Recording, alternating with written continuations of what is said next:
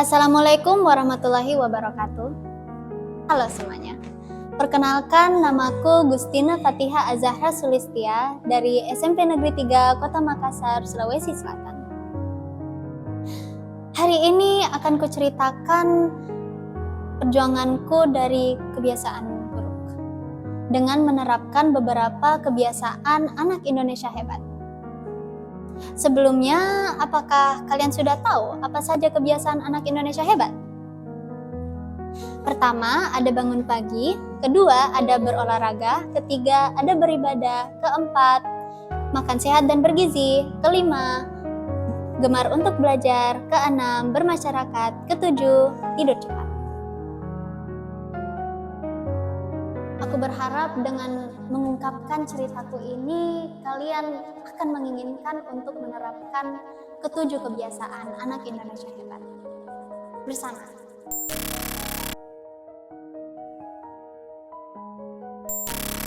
Aku adalah orang yang malas. Dan itu merupakan pernyataan yang tidak boleh dibanggakan. Ada banyak hal yang susah untukku, seperti bangun pagi, makan sehat, tidur cepat, dan berolahraga. Bahkan beribadah.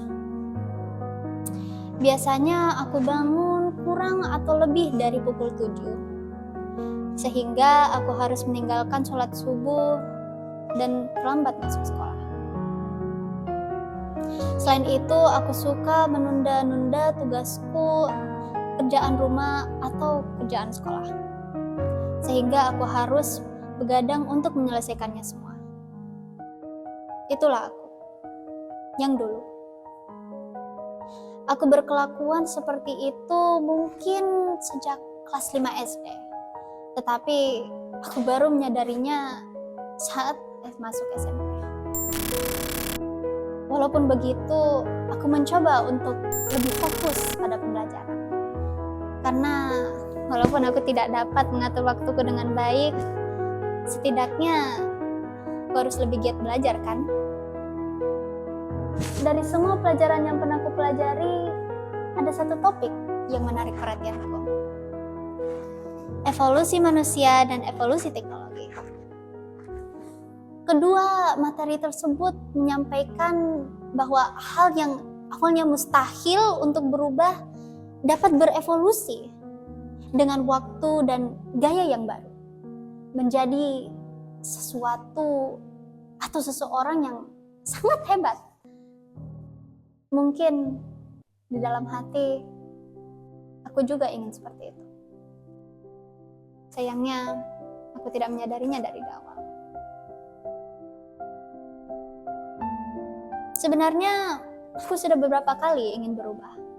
Tetapi entah kenapa aku tidak dapat sukses dalam itu.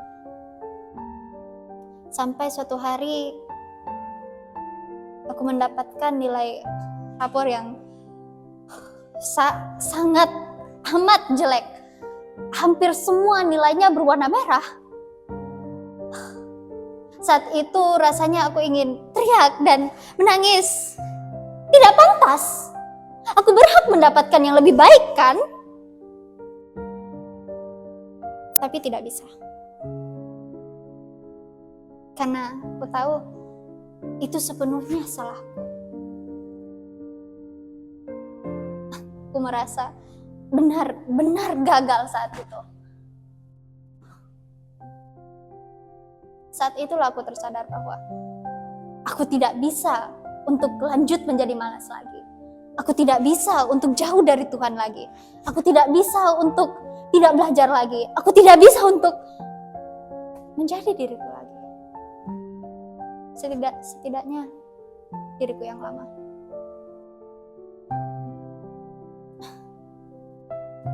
Rasanya seakan aku dimakan oleh rasa bersalah. Pertanyaan yang sama selalu berputar dan berputar di kepalaku sejak hasil rapor itu. Kapan kamu berubah? Kapan kamu berubah, Gusti? Kapan? Kapan? Kapan?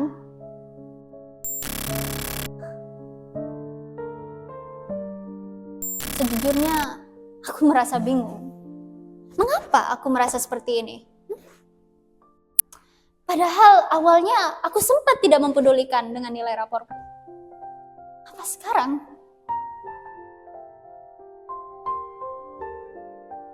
Apakah karena orang yang selama ini aku cita-citakan adalah kebalikan dari diriku saat ini?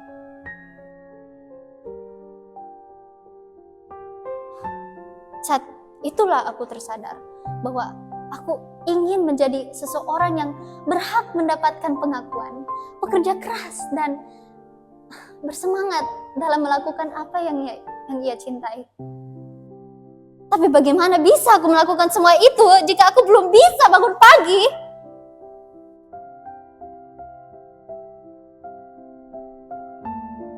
Cukup. Ini harus berakhir.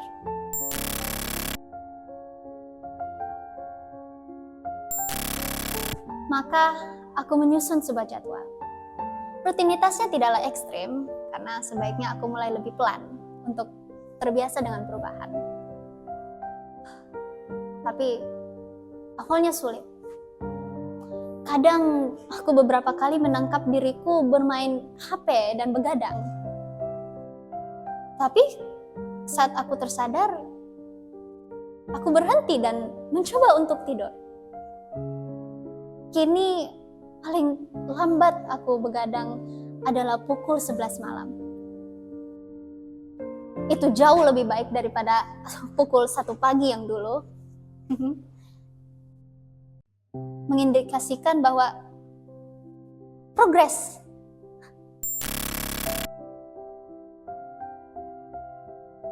Aku mulai tidur sebelum pukul 10 malam. Bangun sebelum jam 5.30 pagi.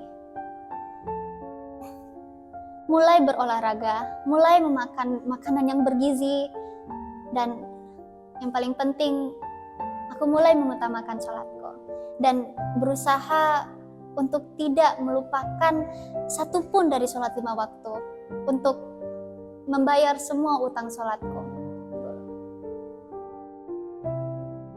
Jujur, rasanya luar biasa dapat benar-benar beribadah dan mengeluarkan semua perasaan yang selama ini aku pendam saat berdoa.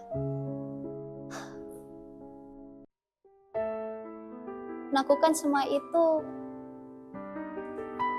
membuatku lebih fokus dalam belajar, lebih senang menyapa orang, dan yang paling penting, aku lebih bahagia sekarang. Hidupku telah berubah dengan drastis, menjadi lebih baik. Tapi kadang aku berpikir, seandainya aku mulai lebih awal, apakah aku telah menjadi orang yang selama ini aku cita-citakan sekarang?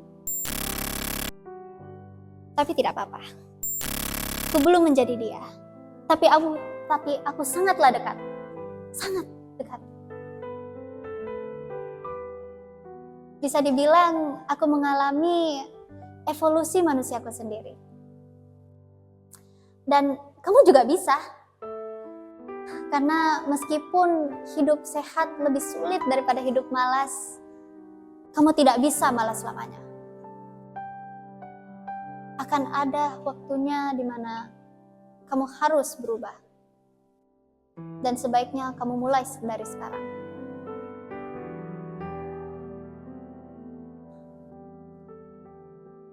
Aku percaya kita semua dapat melewati fase ini. Pastinya akan ada rintangan, tetapi tanpa itu kita tidak akan menginginkan untuk berubah.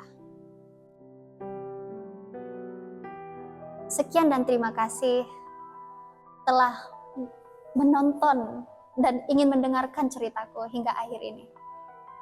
Terima kasih.